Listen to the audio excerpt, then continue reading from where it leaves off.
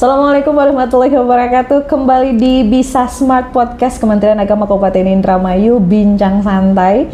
Dan bintang tamu kita hari ini, kita langsung main ke kantornya beliau, Bapak Haji Slamet Edi. Pak Haji, Assalamualaikum. Waalaikumsalam warahmatullahi. Alhamdulillah. Bagaimana perasaannya Pak Haji? Langsung perasaan, kabar dulu deh. Perasaan mah nanti nomor 5. Kabar dulu Pak Haji, gimana? Sehat, alhamdulillah. Sehat ya. Pak Haji, sekarang kan Pak Haji sudah official, sudah resmi menjadi Kepala Seksi Pendidikan Madrasah. Ini bagaimana perasaannya setelah kemarin mendua Pak Haji? Ya, bagaimana perasaan ini Pak Haji nih? Alhamdulillah bisa terkurangi beban, sekalipun memang saya kira kalau beban di madrasah itu katakanlah bukan sebagai sebuah beban tapi sebuah tantangan ya. Tantangan karena resiko diberikan amanah di sektor pendidikan ini luar biasa, apalagi kemarin mendua dengan pendidikan dina dan pondok pesantren. Nah, jadi dua-duanya memang satu frekuensi, tapi setelah kami definitif per tanggal 30 Desember yang lalu, alhamdulillah lebih fokus kami pada lingkup lembaga pendidikan keagamaan yang sifatnya formal, jadi lebih serius di situ, lebih fokus. Sudah 1 tahun berarti Pak Haji ya? Oh iya. Secara tahun 2005 ke 2006, 26 enggak, iya. Baru 1 bulan, tapi betul. Secara hitungan tahun sudah 1 tahun Pak Haji ya? PLT-nya hampir setahun itu. Hampir setahun ya Pak Haji ya? Sebenarnya ada yang berbeda antara Penmad dengan PD Pontre, apa sih Pak Haji yang mendasari banget? Karena sebenarnya kan sama-sama pendidikan ya Pak Haji ya? Betul. Jadi yang saya kerasa betul, yang dirasakan betul, memang kalau di PD Pontre lebih pada pendidikan non formal itu semua dari lembaga pendidikan Al-Quran, ada TKQ, ada TPQ, kemudian kalau madrasahnya diniyah takmiliyah dan juga pondok pesantren. Jadi lebih kepada pendidikan keagamaan yang non formal yang semuanya gagas, dimiliki, dikelola oleh masyarakat. Tidak ada satupun yang negeri. Nah, sedangkan kita di PD Pontre, sedangkan kita di pendidikan madrasah ini semua negeri, sekalipun ada swasta itu posisinya formal, jadi lebih segala sesuatunya memang harus terikat, sekalipun hari ini tidak ada formal dan non formal, semua baik digital, baik aplikasi, semua pelaporannya, kemudian emis juga menggunakannya di non formal. Nah, jadi sebetulnya hampir dua-duanya sama, hanya lebih pada basisnya masyarakat kalau yang non formal. Kemudian kalau di madrasah, pendidikan madrasah semuanya formal, sekalipun itu statusnya sebagai pendidikan swasta, tapi semua aturannya sudah mengikat betul, regulasinya sudah begitu jelas. Dan sekali lagi hari ini tidak ada yang namanya swasta negeri, semuanya harus berjalan beriringan. Basisnya basis digital, semua by online, semua harus serba cepat, by IT dan sebagainya dalam sisinya. Berarti kalau dihitung kemarin sudah berapa tahun Pak Haji di PD Pontre? PD Pontre sejak 2022 ya. Berarti 3 ya? 4 ya? 4 tahun lah. Sekitar 4 tahun ya. Kemudian nih Pak Haji sekarang, kemarin PLT berapa tahun tuh Pak Haji? Madrasah, Penmad? Sekitar 9-10 bulanan. Hampir, berarti benar tadi Pak Haji ngomong hampir setahun ya. Ada perbedaan nggak Pak Haji antara tahun kemarin dan sekarang yang Pak Haji lihat? Karena sekarang kan mungkin lebih fokus juga ya madrasah. Betul. Di mata Pak Haji sekarang bagaimana nih? Betul. Di Indramayu. Tadi saya katakan bahwa sekarang sudah definitif saya diberi amanah untuk bagaimana mengawal lembaga pendidikan keagamaan, dalam hal ini pendidikan madrasah lebih serius. Ternyata kalau kemarin saya PLT itu ibaratnya baru masuk satu kamar atau baru di ruang tamu. Setelah definitif saya buka ruang kamar A, kamar B, kamar C, dapur sampai sekelilingnya. Ternyata luar biasa. Kita sekali lagi tantangannya luar biasa kalau kita mau bandingkan dengan pendidikan yang di pendidikan nasional. Itu kan dia ada kepala kantornya, kemudian ada kabitnya, punya anak buah lagi kasih punya anak buah lagi. Nah, sedangkan di kita di sini hanya seorang kasih eselon 4, kemudian langsung ke pelaksana dan JFT. Tetapi sekali lagi ini amanah, apapun itu adalah tantangan tadi yang harus diselesaikan, jadi luar biasa, apalagi dalam tanda petik lembaga pendidikan keagamaan ini menjadi harapan semua stakeholder, semua pimpinan yang berkepentingan. Kalau sekolah umum itu kadang-kadang sifatnya tidak ada tuntutan karakter dan sebagainya, sekalipun sekarang kan tidak ada juga. Umum dan agama itu ya dituntut juga ada pendidikan karakter. Pancawaloya itu kan antara lain kan ke situ. Nah, terlebih kita ada embel-embel madrasah, sanawiyah, madrasah, aliyah, madrasah ibtidaiyah. Udah melekat betul di situ. Kalau orang berbicara madrasah pasti di situ basicnya adalah agama. Jadi situ tantangan yang luar biasa di situ. Oke, selama 4 tahun hampir ya Pak Haji di PD Pontren, pasti ibaratnya sudah kawin betul gitu di PD Pontren ya. Ini kira-kira pengalaman apa yang bisa dibawa di Penmad nih Pak Haji? Kalau nilai apa atau semangat apanya gitu Pak Haji? Iya, dua-duanya sama-sama mengelola pendidikan keagamaan ya. Dua-duanya pendidikan keagamaan, tapi bisa lebih spesifik di sana itu karena sekalipun di sana ada pendidikan diniyah takmiliyah itu sebagai pelengkap memperdalam pendidikan keagamaan di sekolah umum. Kemudian TPQ bagian pemberian pendidikan keagamaan sampai dari tingkat paling basic, paling dasar di anak-anak yang prasekolah di TK atau setingkat dengannya itu yang dimiliki oleh PD Pontren namanya PAUDQ, pendidikan PAUD Quran, pendidikan anak usia dini Quran, dan lebih khusus lagi di pondok pesantren. Tentu transfer ilmu ke pesantren itu yang jadi bisa nggak dikawinkan dengan pendidikan di madrasah. Kalau sekolah atau madrasah itu ada di pondok pesantren, saya pikir itu menjadi paripurna di situ anak-anak itu harapannya. Tapi kalau madrasah di luar pondok pesantren, ya berharap bahwa nilai-nilai kepesantrenan itu juga bisa terinternalisasi, bisa dimasukkan pada pendidikan madrasah yang terbatas waktu sampai jam berapa sekarang kita kalau 5 hari kerja sampai jam 4 maksimal.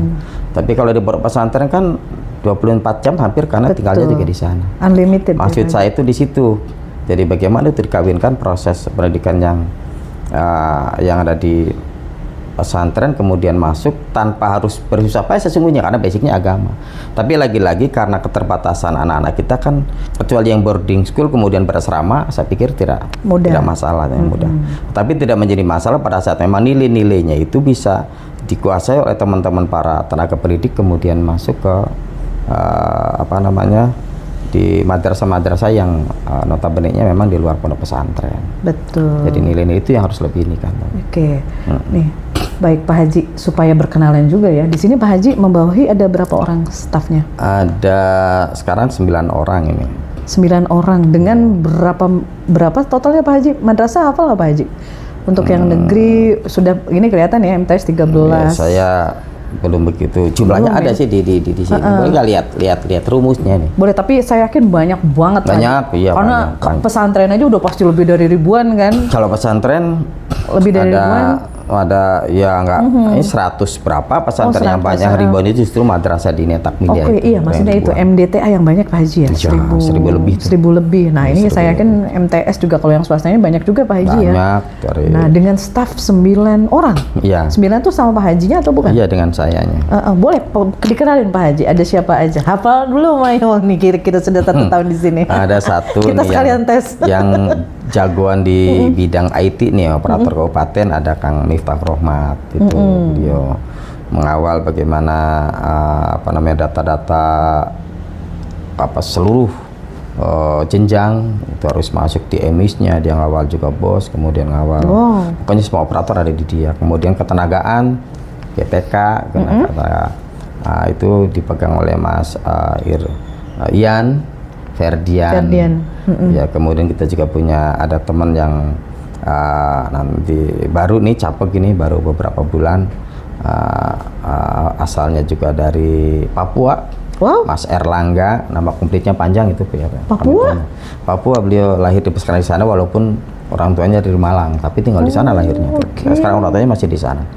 Ada lagi Mbak Putri, itu dia menggawangi terkait dengan Barjas, dan dia JFT. Oh ya, tadi Mas Erlangga itu Prakom. Nah, dia yang nanti bisa membantu tugas-tugas operator. Kemudian ada lagi Haji Sajid, dia juga salah satu Haji Sajid itu membantu juga staf PPK, juga membantu terkait dengan Sarpras juga. Kemudian ada tenaga baru yang baru kemarin mutasi 2 orang, itu Mbak Umi, itu beliau pegang nanti terkait dengan bagaimana data-data sarana prasarana madrasah. Kemudian ada lagi Mas Haji Pajar, dia memegang terkait dengan bagaimana proses ijob, kemudian PIP. Kemudian ada lagi yang bantu Sarpras, Haji Subhi. Itu berapa tuh? Termasuk orang lama ya? Termasuk orang lama dia. 9 ya? 9 apa 8 tuh? 9 kalau sama Pak Haji ya? Iya. Saya kadang-kadang malah anak gua sendiri lupa ini tugas. Tapi keren ya Pak Haji ya? Banyak sih. Tapi saya ngitungnya segitu sedikit dengan job yang begitu banyak. Keren Pak Haji ya. Kita doanya sehat, bisa amin, dan bisa tentu bisa melayani teman-teman di bawah. Pak Haji sekarang lagi rame KMA yang terbaru nih, ada KMA 450 kan yang lama, dan yang barunya tuh 1503. Ini menurut Pak Haji bagaimana nih? Menurut pandangan Pak Haji? Itu kan tentang kurikulum, itu lanjutan atau lebih jauhnya lagi, ruhnya itu berawal dari gagasan Pak Menteri Agama yang melontarkan kurikulum berbasis cinta. Betul, KBC. Berbasis cinta ini luar biasa karena melalui mungkin perenungan beliau yang seorang alim, seorang imam besar di Masjid Istiqlal, sehingga perenungan-perenungan itu akhirnya terlontar, tercipta, tergagas bagaimana cinta ini, hakikat cinta ini bisa masuk ke dalam ruh pendidikan keagamaan, sehingga digagas, kemudian dibuatlah regulasi-regulasi turunannya, kemudian dipadukan dengan konsep kurikulum yang selama ini kita miliki, dipadukan dengan konsep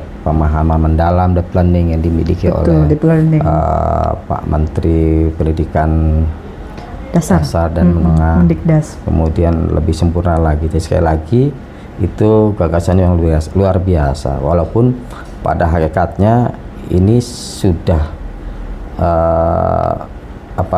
dimiliki oleh para kiai atau tenaga-tenaga pendidikan yang non formal, ustadz dan sebagainya dulu, tapi tidak mungkin itu tidak sadari bahwa memang cinta ini harus juga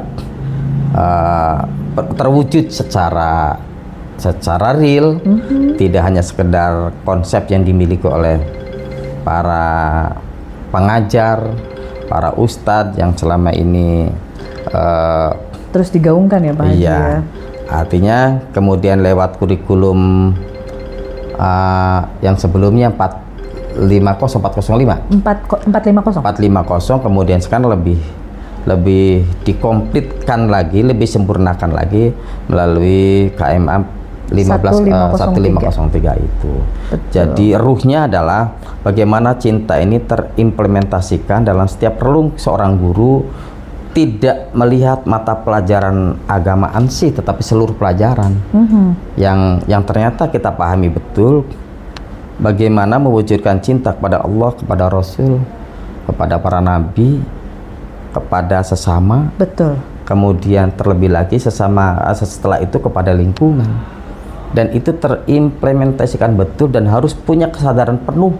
Ini tanggung jawab bersama, apalagi kenyataan kita saat ini betapa Indonesia hari ini dikepung bencana, dan itu hampir semuanya adalah terlahir dari kelalaian, mungkin kelalaian dan kekurangan akibat kita manusia. Apalagi di Al-Qur'annya jelas ada ya. Betul. Doharul fasad fil barri wal bahri bima kasabat aydin nas. Bahwa sesungguhnya bencana itu terjadi di lautan, di daratan, itu akibat dari manusia, tangan-tangan manusia itu sendiri, kelalaian kita. Nah ini Pak Menteri ingin mengembalikan ini semuanya, dan ini tidak hanya sekedar konsep tapi terimplementasikan, dan strategi yang paling pas adalah melalui pendidikan dari semua jenjang, dari tingkat bawah, menengah, ke atas, bahkan perguruan tinggi. Nah, itu yang mendasari. Maka ini harus disambut baik, harus diwujudkan, harus ya nyata, harus nyata, dan itu harus diawali oleh kita. Betul. Pendidikan keagamaan dalam hal ini dalam madrasah. Apalagi disusupkan dengan tadi cinta ya. Betul. Ketika sudah saling mencintai lingkungan, otomatis dijaga lingkungannya Pak Haji secara tidak langsung. Betul, ini menjadi kewajiban. Wajib betul. Pak Haji, terakhir deh harapannya Pak Haji untuk pendidikan di madrasah, kemudian untuk guru-guru, untuk semua murid yang ada di Indramayu, bagaimana? Tidak mudah mewujudkan impian bahwa cita-cita bahwa kita ini bergerak melakukan program-program yang mendasar, baik kebijakan dari Pak Menteri sampai ke bawah. Kurikulum cinta harus terwujud. Yang kedua, kami di Kabupaten Indramayu juga ingin bahwa proyeksi madrasah ke depan adalah, yuk kita sama-sama wujudkan madrasah itu tidak sebagai the second choice tetapi the first choice. Pilihan utama, pilihan pertama. Dan ini tidak mudah sekali lagi. Maka beberapa waktu yang lalu Pak Menteri di medsos pernah menyatakan, yuk kita berkolaborasi, harus bentuk super tim yang kuat di internal Kementerian Agama, internal Satker, lembaga pendidikan agama, madrasah dari semua jenjang, pun juga kolaborasi dengan seluruh unsur yang terkait di luar Satker, di luar Kementerian Agama. Harus kolaborasi. Dan sekali lagi, yang super itu tidak sendirian, tapi super yang hebat adalah super tim. Super kepala madrasahnya, super KURTU-nya, super guru-gurunya, super juga semua profesi yang mendukung itu sampai tingkat OB atau sampai ke tingkat cleaning service sekalipun. Jika semuanya super, kemudian timnya super, maka insya Allah akan terlahir juga anak-anak didik yang super juga. Betul. Barangkali itu strateginya. Dari atas ke bawah ya Pak Haji. Betul, ya. Betul. Oke, baik. Mudah-mudahan Pak Haji juga selalu sehat. Amin. Ya, supaya bisa terus bersemangat. Amin. Untuk madrasah. Amin. Lebih baik lagi. Amin. Ya Pak Haji. Doakan. Pasti. Dan juga mudah-mudahan madrasah yang ada di Indramayu terutama dan untuk semuanya juga lebih oke lagi, lebih keren lagi. Pak Haji, terima kasih. Mudah-mudahan nanti ketemu lagi dengan gebrakan yang baru. Nanti kalau ada yang terbaru lagi dari madrasah kita undang lagi Pak Haji ya. Siap, terima kasih Pak Haji sudah dibolehkan kami main ke sini, jadi tahu ya ini kantornya. Kemudian mohon maaf ini ya seperti ini. Masya Allah. Kemudian barangkali tadi saja penyampaian ada yang kurang pas juga. Pas dong, apalagi di sini sudah terlihat nih pusing. Jadi kita kesini ikutan pusing melihat beliau bekerja. Sudah tumpukannya sudah banyak. Terima kasih Pak Haji sudah rela untuk diganggu sebentar. Terima kasih Pak Haji. Jangan lupa untuk terus like, comment, dan subscribe. Evi dan Pak Haji ya dipamit. Terima kasih. Assalamualaikum warahmatullahi wabarakatuh. Waalaikumsalam warahmatullahi wabarakatuh.